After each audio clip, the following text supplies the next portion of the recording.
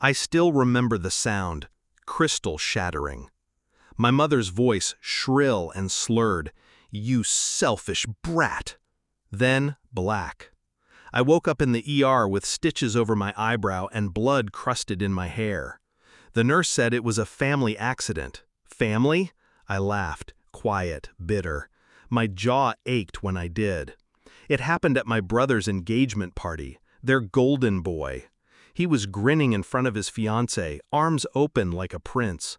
I didn't clap. I couldn't, because an hour earlier he'd asked me, no, expected me, to sign over my condo, my $680K condo, paid with my sweat, my late nights, my life. He needed a starter place.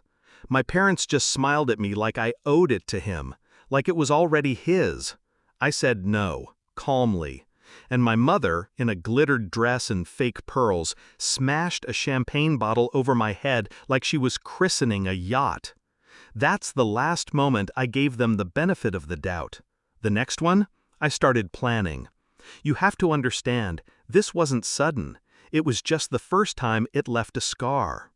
I used to believe they loved me. When I was 12, I stayed up folding laundry while my mother sobbed over bills. When I was 16, I skipped prom to cover my dad's bar tab. And when I was 28, I pulled myself out of debt with no help, bought a condo, and invited them over every Sunday. They never said thank you, but I thought they just didn't know how. Then I saw the way they looked at my brother, like he shone, like he deserved more. He failed out of 2 universities, totaled 2 cars, and they still called him baby. Me? I was the bossy one, the cold one, the one who forgot where she came from. But even then, I kept showing up. Until I saw the text, from my mother to my brother. Just ask her. She won't say no. She's too proud to refuse. And if she does, remind her what we did for her. What they did for me? What was that exactly? Birth? So I made a plan. Not loud, not messy, just surgical. First, the deed. I moved it, quietly, signed it into an LLC, one they had no access to, no knowledge of.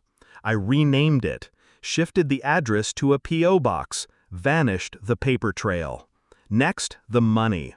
I froze the shared family accounts, the ones I'd naively let them use just in case. They hadn't noticed I was still co-owner. One click, gone.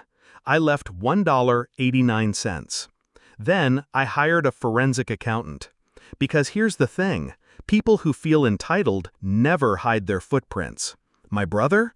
Using my name for credit cards. My father? Took out a small business loan under my social. Sloppy. I pressed charges, anonymously at first. Let them sweat through subpoenas and cold calls. Watched from the sidelines as the banks closed in and credit scores collapsed. But the best part? The wedding. They didn't know I'd show up. I wasn't invited. But I walked in, black dress, no smile. The room stilled. My brother's fiancée, bless her cautious intuition, already looked uneasy. I handed her a folder, neatly bound. Inside, his arrest warrant, the fraud evidence, the 3 other women he was texting last week. She didn't cry. She thanked me, walked out in silence. My parents stared like I'd committed murder. My brother lunged. Security held him back, in his own tuxedo. And me? I turned to my parents, said clear and low, "You called me ungrateful, but I'm just done paying to be loved." Then I walked out. No chaos, just the sound of a ruined future behind me.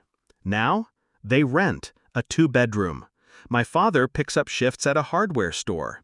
My mother glares at anyone who asks about me. My brother pled guilty.